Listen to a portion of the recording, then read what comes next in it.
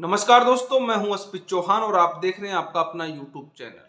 मूल निवास को लेकर बहुत से अभ्यर्थी असमंजस में हैं कि मूल निवास कहाँ का बनवाएं।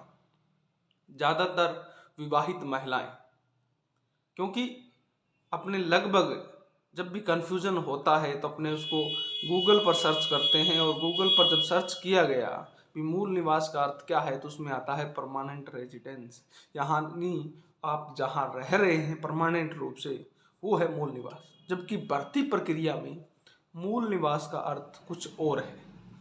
अपने इस पूरे को विस्तार से समझेंगे और वो सभी विवाहित महिलाएं जो सिर्फ उत्तर का इंतजार कर रहे हैं कि हमारा मूल निवास कहाँ का लगेगा, तो मूल निवास आपके फादर के नाम से ही बनेगा और जहाँ पर आपका जन्म हुआ है यानी आपके पिताजी के रेजिडेंट्स के अकॉर्डिंग आपका मूल निवास निर्धारित होगा। शुरू करता हूँ मैं आज का वीडियो। तो दोस्तों, भर्ती प्रक्रिया में मूल निवास को तवज्जो इसलिए दी जाती है ताकि उसकी कैटेगरी का निर्धारण हो सके, और विशेषकर जो कल परसों आपने संशोधन देखा उसमें भी मूल निवास स्पष्ट रूप से लिखा हुआ था और मैंने कहा भी था।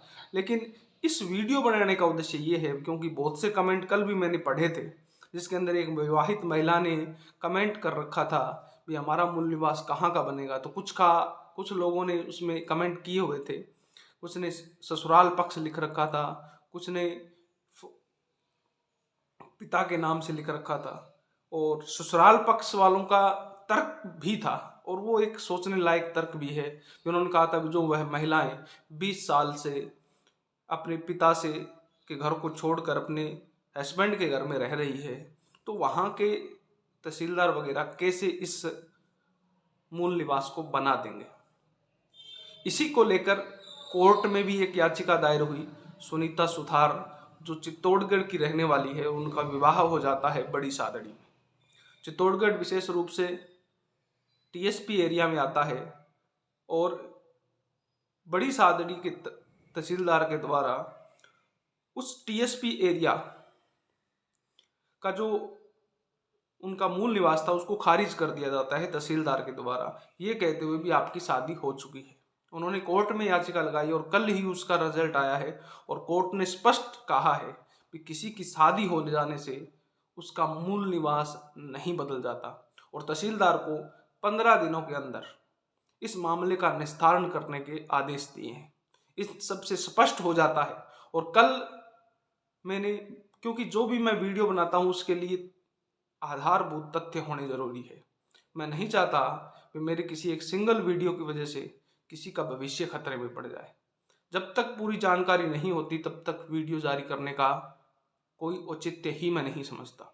उसके बाद बीकानेर निदेशालय से स्पष्ट रूप से किशनदान जी चारण जो उप निदेशक पद पे हैं, उनसे कुछ अभ्यर्थियों को मैंने भेजा, अभी आप चर्चा कीजिए इस मैटर पे भी उन्होंने क्यों किया ऐसा। तो उनका कहना था विशेषकर बाहरी राज्य की महिलाओं को लेकर हमने ये आदेश निकाला है ताकि हम ये कन्फर्म कर सकें कि कौन सी महिला राजस्थान की है और कौन सी बाहर की है, और मूल निवास आपको आपके पिता के नाम से ही बनवाना है जो भी महिलाएं हैं, ताकि जो बाहरी राज्य की होंगी वो जनरल से फॉर्म भरेंगी और राजस्थान की है वो अपनी कैटेगरी का लाभ ले सकती हैं, उनको किसी भी प्रकार का कन्फ्यूजन पैदा नहीं हो।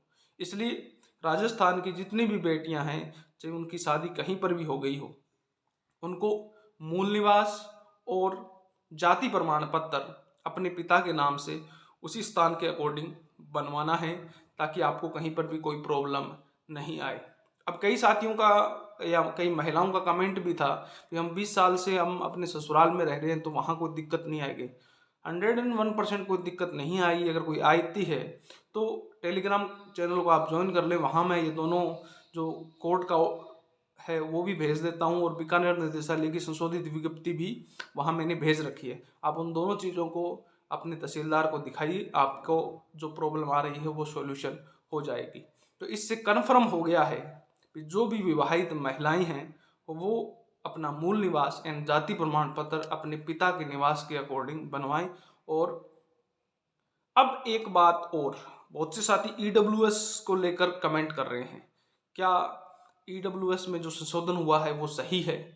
मैं नहीं मानता इन चीज़ों को भी ये सही है, क्योंकि ईडब्ल्यूएस एक आय के आधार पर बनने वाला प्रमाण पत्र है और निदेशालय ने और गवर्नमेंट के जो रूल्स हैं जो उन्होंने संशोधन किए हैं उसके अकॉर्डिंग ईडब्ल्यूएस शुरू हुआ था 2019 के अंदर, जबकि ये जो अमेंडमेंट है, ये जो कोर्ट के प्रूफ दे रखे हैं, ये 2018 के हैं।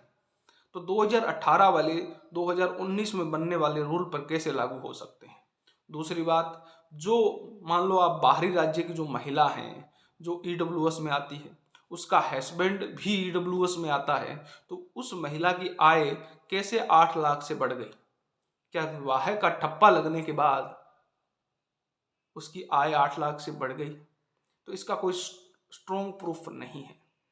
कई अभ्यर्थियों ने इसके लिए कोर्ट में याचिका भी लगाई है। अब कई साथी मेरे से ये कमेंट करके पूछ रहे हैं क्या हमें भी याचिका लगानी चाहिए ईडब्ल्यूएस फॉर्म को लेकर। तो वो आपका स्वयं विवेक है, आप किस नज़रिए से देखते हैं, आपके नंबर कितने हैं। और हाँ, मेरा अगर मैं अपना व्यू बताऊं भी मैं क्या करता, तो मैं तो सीधा जनरल से फॉर्म भरता।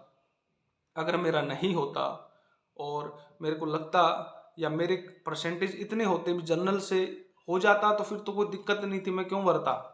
लेकिन अगर जनरल से मैं रह जाता और ईडब्ल्यूएस से मेरे ज़्यादा मार्क्स होते, फिर मैं ज़रूर कोर्ट में की शरण लेता कि मेरे ईडब्ल्यूएस से ज़्यादा हैं और इस नियम की वजह से मेरे को बाहर किया गया है, जबकि मैं ईडब्ल्यूएस का पात्र हूँ। और ज़्यादा दूर जाने की ज़रूरत नहीं है, कुछ ही दिन के अंदर 1-2 ऑर्डर आपको देखने को मिल जाएंगे हाई कोर्ट के, जिसमें ईडब्ल्यूएस अभ्यर्थियों को छूट मिलेगी 101%। बहुत से साथी ईडब्ल्यूएस को लेकर कोर्ट जा चुके हैं। ओके दोस्तों, ईडब्ल्यूएस को लेकर अपने जब भी इसके बारे में कोई कोर्ट ऑर्डर आएगा तो अपनी बात करेंगे। तब तक जय हिंद, जय भारत।